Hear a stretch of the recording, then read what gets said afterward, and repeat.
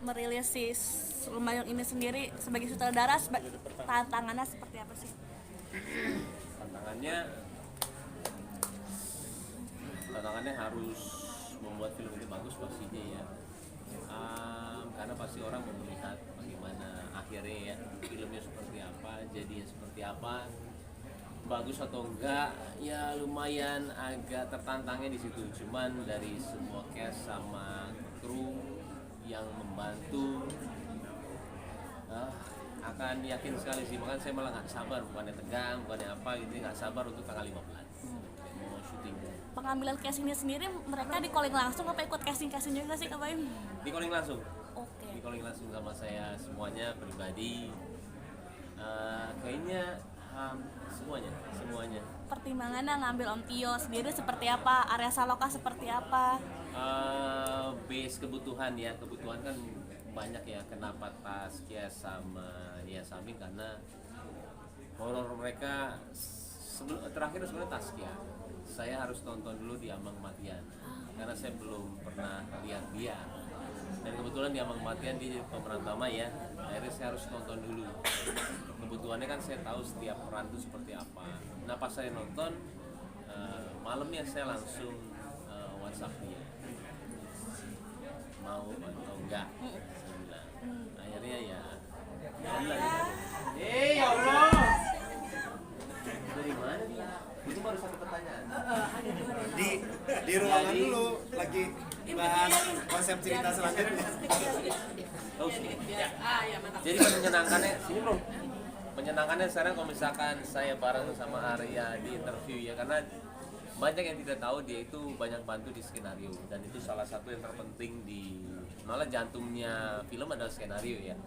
Masukan dia tuh tadinya awal saya agak ngeri gitu, ini mau ngomong apa lagi.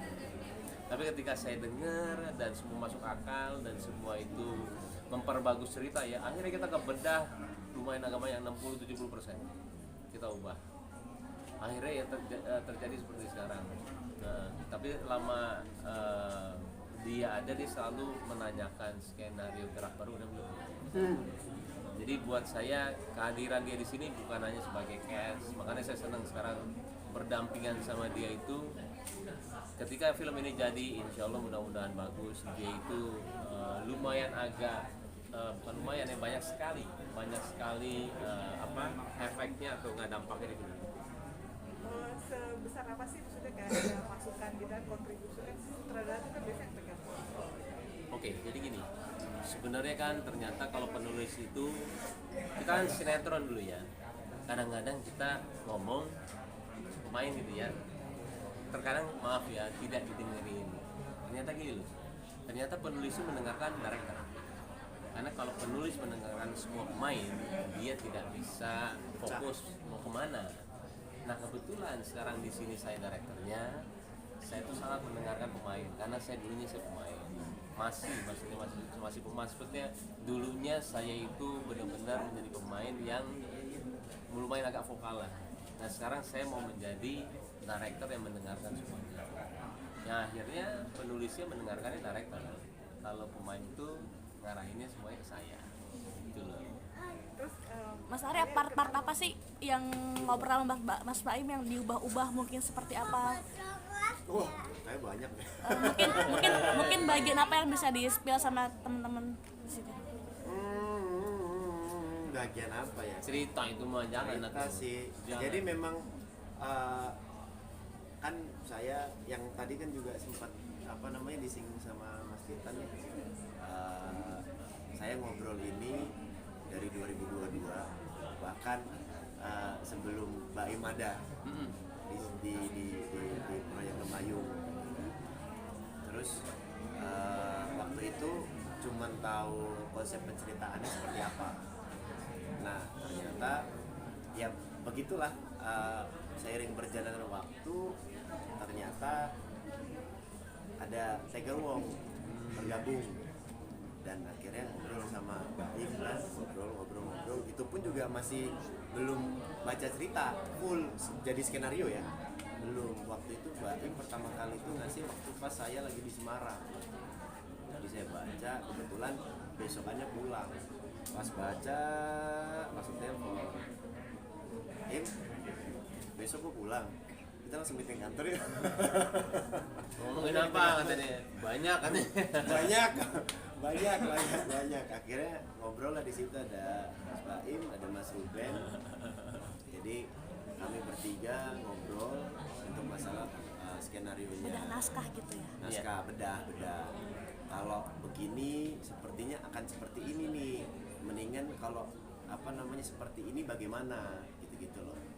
Ya kalau dari saya kan memang mencoba untuk menjadi seseorang yang kritis supaya kreatif saya ini tetap berjalan.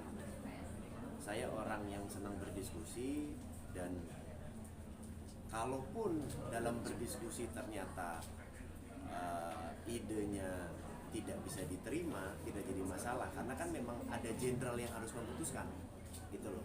Saya sebagai kasarnya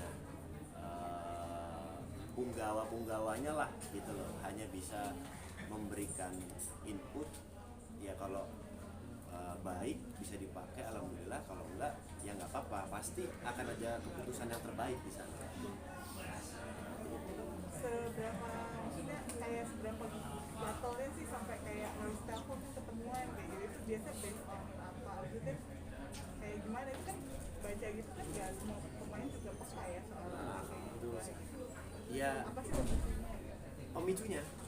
pemicunya itu jadi gimana ya, kadang gini, ketika kita mengucapkan sebuah cerita nih gitu, dan diaplikasikan dalam sebuah naskah skenario, itu bisa agak berbeda gitu loh. Kan muncul pengadeganan, muncul dialog gitu loh. Itu memang pasti bisa berubahnya mungkin bisa signifikan gitu loh. Makanya kayak kok gatel ya, kayaknya kalau begini lebih oke nih gitu loh, lebih keren gitu. Yang seperti itu. Karena kan kita pasti, kayak saya pertama kali diceritakan Mas Ruben sama Mas Emilka waktu itu, saya sudah punya imajinasi sendiri gitu loh. Oh akan seperti ini. Sama ketika kita membaca buku kan, baca novel mungkin. Dulu saya baca Harry Potter gitu, pasti punya imajinasinya. Ketika pas divisualkan ada yang berubah, yaitu kan balik lagi kebutuhan produksi seperti apa, kebutuhan di lapangannya seperti apa gitu loh.